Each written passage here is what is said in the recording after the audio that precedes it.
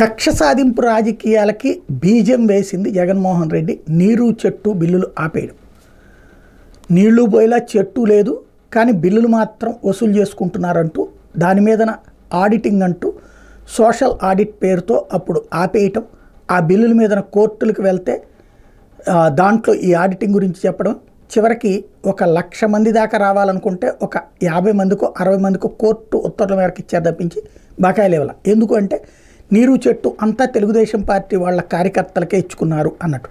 Even last trip municipal corporation స్థానిక పంచాయతీ ఎన్నికల్లో ఎక్కువ మంది తెలుగుదేశం తరఫున పోటీ చేయడానికి ఎంపీటీ జెడ్పీటీసీలకి ధైర్యం చాలలేదు. ఎందుకంటే డబ్బులు లేకపోవడం. ఎందుకు డబ్బులు లేవంటే అంతకుముందు ఈ నీరు చెట్టు ఇట్లాంటి వాటికి డబ్బులు పెట్టుబడి పెట్టేసేసి ఆ బిల్లులు వచ్చేలోపే ప్రభుత్వం దిగిపోయేటప్పటికి ఇబ్బంది పడ్డటువంటి వాళ్ళు అయ్యేటప్పటికి. అయితే ఇప్పుడు పాయింట్ ఏంటంటే అప్పుడు బకాయిలు పడ్డటువంటి బిల్లులన్నింటినీ ఇప్పుడు చెల్లిస్తూ రాష్ట్ర ప్రభుత్వం ఉత్తర్వులు ఇచ్చింది. పెండింగ్లో ఉన్నటువంటి నీరు చెట్టు బిల్లులో తొలి విడతగా 256 కోట్లని వెంటనే విడుదల చేస్తూ నిర్ణయం తీసుకున్నారు. మిగతాది కూడా డబ్బులు అంటే తెలుగుదేశం కార్యకర్తలకు సంబంధించిన డబ్బులు పే చేసేటటువంటి సిస్టమ్ స్టార్ట్ చేశారు.